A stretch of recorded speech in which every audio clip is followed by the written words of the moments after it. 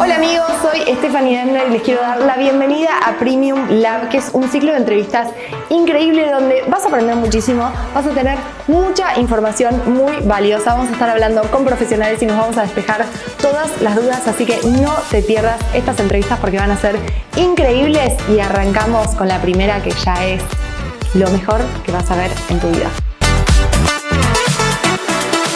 Bueno, como les dije, hoy tenía un invitado muy especial que yo le tengo muchísimo cariño, para mí el mejor obstetra del mundo entero, que es Nacho, pero voy a dejar que él se presente más políticamente correcto porque yo no puedo ser objetiva, así que voy a dejar que Nacho se presente, pero bueno, gracias por estar acá conmigo y por compartir esta charla. Gracias por que estás diciendo. Yo soy Ignacio Pérez Tomazone, ginecólogo y obstetra. Así que bueno, acá estamos para compartir un momento, para estar hablando un poco sobre la obstetricia, sobre los controles obstétricos, sobre el seguimiento de un embarazo, sobre esa finalización de ese nacimiento, más allá de cómo sea, cómo se dé, si un parto, una cesárea, pero todo esto que vamos a estar hablando durante el día de hoy. Sí, y vamos a hablar de esas cosas, viste, que cuando uno como que dice, bueno, estoy embarazada, ¿a dónde vas? A Google. Yo por lo menos fui a Google y fue como, ¿cómo se cuida algo tan chiquito o qué no se puede hacer estando embarazada? Porque claro, de repente decís, bueno, quizás empezás a buscar y uno también dice, a ver, está... cuando sos más chiquito decís como, tengo relaciones y quedo embarazada al segundo. Y después, cuando pasan los años, te vas dando cuenta que no es algo tan simple, que sea simple, pero puede que uno esté en la búsqueda durante mucho tiempo también, obviamente, ¿o no? Obviamente. Siempre decimos que, a ver, la primera consulta obstétrica de cuándo debería ser idealmente y es preconcepcional, cuando esa pareja se vincula y decide a quizás entrar en la búsqueda de un embarazo y saber que los tiempos son completamente, o sea, tienen su desarrollo y podemos estar hablando hasta que una búsqueda normal puede llegar a ser hasta un año. Claro. ¿Qué es lo importante como para el nivel preconcepcional, de tener los controles ginecológicos al día? Siempre cuando tenemos esas primeras consultas, lo que vamos a estar haciendo es hacer el chequeo ginecológico, evaluar a lo mejor cómo está esa mujer, a ver desde los laboratorios, ecografías, su papá Nicolau, su colposcopía, y a ver si de esta manera estamos todo ok como para encarar esa búsqueda del embarazo. Obvio que muchas veces, y más como obstetra, ya no llegan con el test positivo o hasta quizás con una primera ecografía. Lo importante es tratar de no demorarse en estas consultas para ir viendo esos laboratorios de inicio del primer trimestre, esas primeras ecografías que nos van a terminar diagnosticando el embarazo, saber de cuántas semanas estamos, para estar planificando todo lo que va a continuar con los distintos controles y las distintas rutinas que hay que hacer. A nivel de lo que uno puede estar hablando de cómo son esos seguimientos, obvio que va a depender de cada mujer, de cada embarazo, cada persona gestante cómo está, de sus antecedentes, de este armado de historia clínica que hacemos en las primeras consultas que vamos a tener, y cada embarazo en ese sentido es único. Uno puede estar hablando de un pantallazo general, como fue, o un embarazo así saludable, como fue el tuyo, y en el cual durante la primera mitad del embarazo vamos a tener un encuentro aproximadamente una vez por mes, a medida que vayan pasando los embarazos, las semanas, y vayamos ganando más semanas de embarazo, ya lo vamos a estar haciendo cada 3 semanas a lo mejor, o sea, esas consultas para después ser todas las semanas estar viéndonos en el consultorio. Esa cuenta regresiva es tremenda, cuando empezás a ir todas las semanas al consultorio y decís, bueno, ¿y cuándo? ¿Y cuándo? Yo tenía mucha ansiedad. Es entendible, obviamente, a medida que nos estamos aproximando a la fecha probable de parto, que uno cada vez que les comenta a las parejas cuándo es la fecha probable de parto es cuando la embarazada cumple las 40 semanas. Por algo estadístico que la gran mayoría de las embarazadas desde un primer nacimiento es como que a sus 40 semanas arrancan con las contracciones de trabajo de parto. Pero el embarazo de término, desde las 37 hasta las 41 semanas, tranquilamente se puede suceder. Puede ser completamente normal que todo inicie a las 38 como hasta las 41 o hasta un poco más. O sea que en eso es para ver. Pero se sobreentiende que a medida que entramos en el tercer trimestre, cada vez esa panza va ganando tamaño, pasan las semanas, pasa el tiempo, la ansiedad de esperar de ese momento culmine del nacimiento, la ansiedad es inevitable de que suceda. No, aparte yo digo, bueno, yo le decía a Nacho, bueno, ¿cuándo está a término un bebé? Y me decía, bueno, a partir de la semana, y yo estaba como, bueno, listo, pueden nacer semana 39 y 2 días, pueden nacer semana 39 3 días, y yo me decía, bueno, también pueden nacer en la 42. No, yo estaba como deseando como como realmente parir, porque bueno, hay muchas mujeres que aman el estado de embarazo y hay muchas mujeres que no les gusta. Yo siempre lo digo y lo comparto, y cuando lo comparto, de hecho, tengo muchas mujeres que me alientan a decir qué bueno que lo digas, porque la verdad es que yo creo que soy una comunicadora que trata siempre de decir la realidad de lo que piensa. Muchas veces es como que yo lo pienso y directamente lo digo y lo publico y digo como, ok, acabo de publicar cosas de mi intimidad que realmente pienso. Y me gusta compartir porque no siempre es como, bueno, el embarazo ese que uno ve en las redes sociales tan idealizado de estoy creando vida, me siento poderosa, yo, o sea, obvio que estaba muy contenta con lo que estaba sucediendo y el fin era tener a mi bebé, pero en ningún momento cuando yo estaba con la panza decía, estaría en este estado de embarazo para siempre porque es un estado que no sentí nunca y me siento increíble. Yo me sentía, si bien yo estaba increíble porque me sentía muy bien, estaba incómoda, estaba enojada con la panza y con la situación de estar incómoda. Y no tengo como miedo de decirlo. Al principio un poco sí, porque es como que uno está bendecido con que vas a ser mamá y es como que no podés estar otra cosa que no sea contenta con lo que está sucediendo. Pero hay muchas mujeres que... Tal cual, y te entiendo, y es genial esta experiencia propia que contás, porque obviamente cada embarazo es único. Cada mujer lo siente de una manera, lo va llevando a cabo y lo va desarrollando de una forma. Hay chicas que a lo mejor tienen un primer trimestre prácticamente como si nada y se sienten espléndidas, y hay chicas que están con demasiada sintomatología, muchas náuseas, malestar, sueño, o sea, en ese sentido, y que lo van pasando de otra manera, o a medida que van ganando semanas de embarazo, esa incomodidad que a lo mejor la panza puede estar generando, siempre, y estamos hablando de un embarazo que en generalidades y hablando que se vaya desarrollando de maneras completamente naturales sin ningún sobresalto en estas circunstancias, pero puede estar afectando más o no, por ejemplo, más allá de la época del año, y estar embarazada y con ese embarazo de término, con esa panza, si hace mucho calor y cómo se puede poner intolerante a lo mejor en el sentido de tener que estar con la panza, la ganancia de peso natural y normal que toda embarazada tiene, con la retención de líquidos, y en este sentido, cómo se van sintiendo más incómodas, cómo le cuesta más el desplazarse, caminar, la circunstancia de a lo mejor poder dormir, esas situaciones que están muy cansadas pero que no puedo dormir, que duermo un rato, que me despierto continuamente y que en todo ese sentido se van sintiendo como más agotadas para hacer sus tareas que normalmente hacían a diario, cotidianamente, y que ahora sienten como mucho más cansancio para estas circunstancias. Obvio por eso, y todo esto lo estamos hablando ante un embarazo que se desarrolla de manera normal o habitual. Puede surgir ciertas complicaciones o situaciones especiales que vayan a llevar a tener que hacer una vida más tranquila, una vida más relajada, hacer cierta actividad de reposo. En este sentido, que ahí por eso voy, es dependiendo y cómo llevar adelante ese embarazo según el equipo que la esté atendiendo, su médico obstetra que le está atendiendo, qué recomendaciones, qué sugerencias, qué pautas, qué situaciones de alerta o de alarma, o como para contactarse con ese profesional que atiende a cada mujer, que van a ser distintos en esa circunstancia. Tengo una pregunta todos con van a ser diferentes. ¿Cómo se hace el casting de obstetra? Porque vos decís, bueno. Che, estoy embarazada, y decís, y bueno, y bueno, si no tuve amigas... para ustedes. Claro, pero si suponete que no tenés... Claro, bueno, me contactan. No, pero viste que pasa que quizás, no sé, sos la primera del grupo que está embarazada y tus amigas no tuvieron todavía hijos, y decís, bueno, ¿y dónde se busca la obstetra? ¿Y cuál es el criterio para elegir obstetra? Porque yo tenía muchas amigas y conocidas que ya habían tenido a sus hijos con vos, entonces yo estaba como con esas referencias, pero si no, me imagino como, bueno, obstetra, y llegás y ¿qué le preguntás? ¿Entendés? Obviamente que en esas circunstancias hay mucho del boca a boca y cómo van pasando, ¿entendés? Recomendaciones. Muchas de las mujeres embarazadas que, como me decís, a lo mejor la primera mujer del grupo de amigas íntimas o de la familia, y que hay, muchas vienen derivadas a lo mejor por su ginecólogo, por otro médico, por otras circunstancias de sí que se esté atendiendo a la paciente. Pero sí, es muy... más que de mi lado, desde el lado de cada mujer, de haber sus elecciones, las distancias, el lugar, a lo mejor situación en donde tenga el consultorio o en donde acompañe ese obstetra de los nacimientos, o sea, para esa familia. Yo estaba lejos del consultorio de Nacho, pero no me importa. me alquilo algo cerca, pero sí, la verdad es que también es una decisión como muy, muy difícil de hacer, como que de repente estás embarazada y decís como, bueno, ¿y ahora a quién le doy a mi hijo? ¿entendés? Porque realmente es como depositar toda la confianza en el profesional que tenés del otro lado y es la persona más importante de tu vida. Como que yo ahora lo veo a Nacho y es como me trae recuerdos hermosos, porque claro, fue la persona que trajo al mundo a mi hija.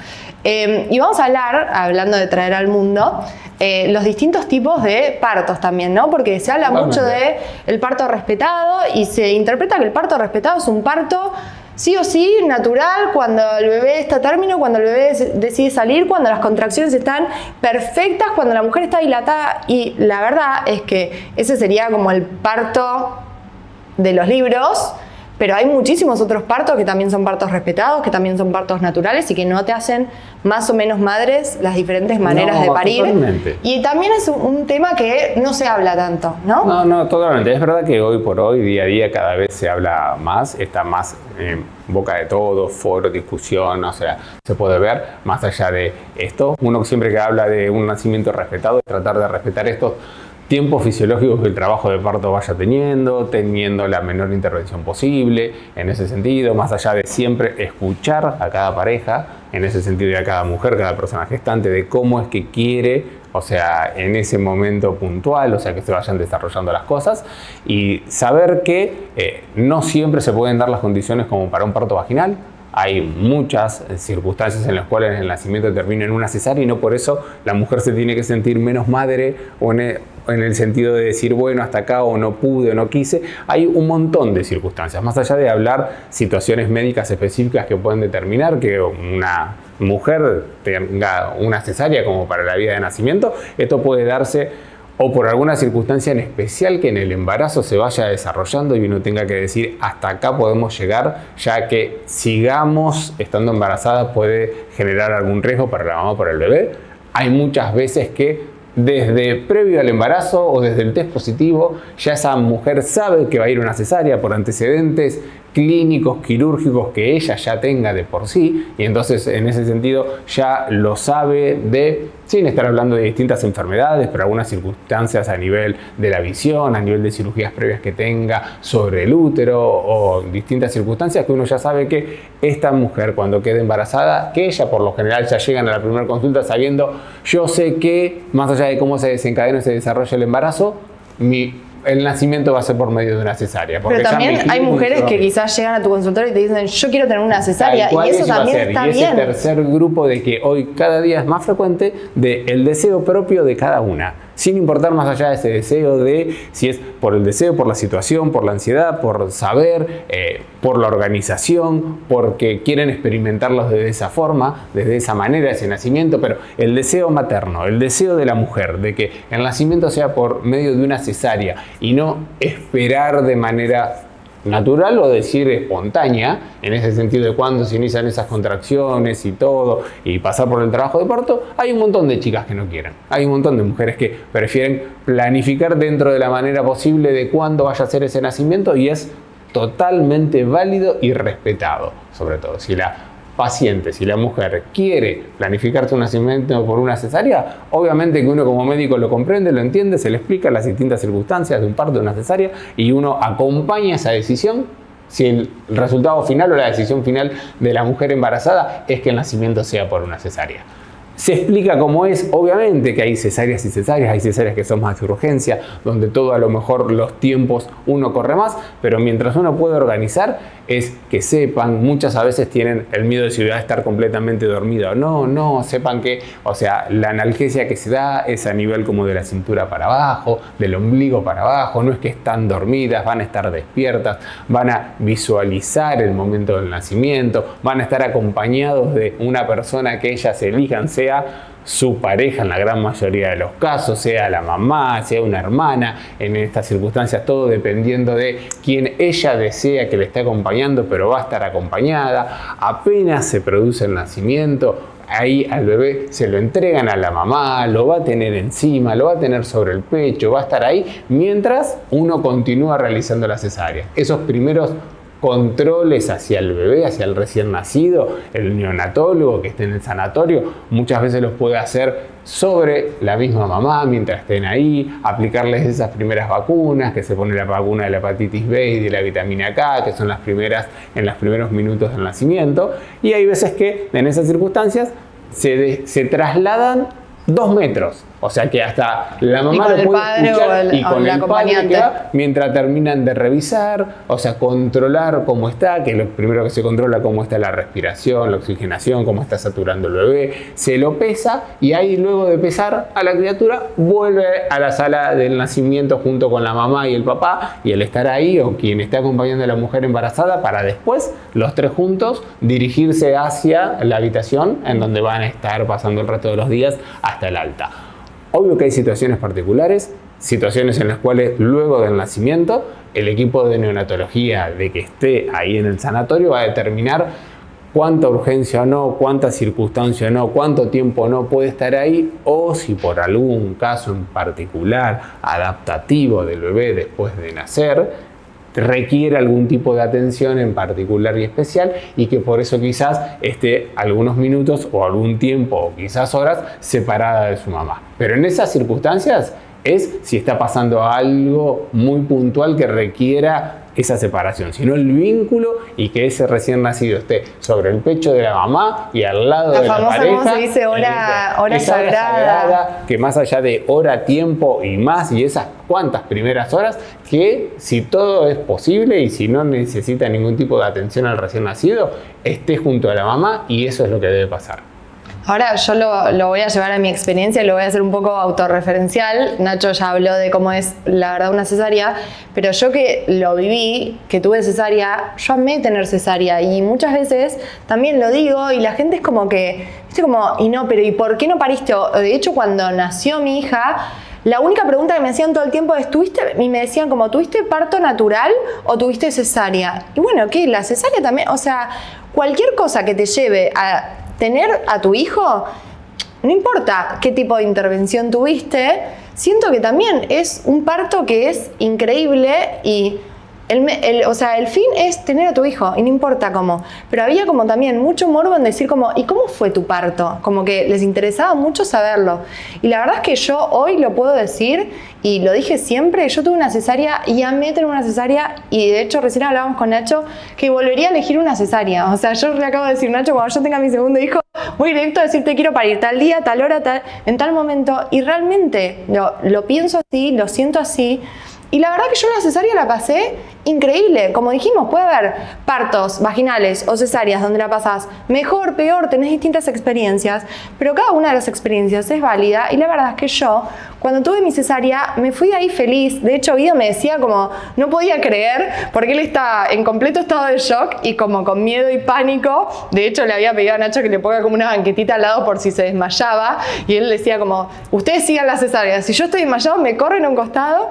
Y la verdad es que yo la pasé bien, había música, yo estaba feliz, recibí a mi hija, no tuve dolor, o sea, obviamente después cuando me tuve que recuperar de la cesárea sí tuve dolor, pero un dolor normal de una cirugía. Pero no es que yo estaba como internada en el sanatorio, sufriendo. La verdad es que hay un estado de felicidad tan extrema cuando recibís a tu bebé, que todo el resto queda relegado en otras cosas. Entonces me parece que está bueno el mensaje de no importa cuál es el medio con el que llegue tu bebé al mundo, lo importante es quiénes somos nosotros y cómo somos nosotros a la hora de criar a nuestros hijos, y eso es lo más importante, y respetar todos los tipos de parto y respetar a todas las personas y respetar a todos los que tienen la decisión de traer una persona a este mundo y criar a esa personita de la mejor manera. Nosotros siempre decimos con Guido que es como, bueno, más o menos hasta los 18 este ser humano depende de nosotros, así que vamos a hacer lo mejor que podamos. Es un gran desafío, porque la verdad con Guido siempre decimos como sobrevivimos al primer año de Ari, porque es un desafío. Y lo que le puedo decir a las personas que están del otro lado, que a mí me pasó mucho que iba a las consultas con Nacho y era como, yo estaba así, Nacho me decía, ¿tenés consultas? No. ¿Tenés alguna duda, lo que quieras? No.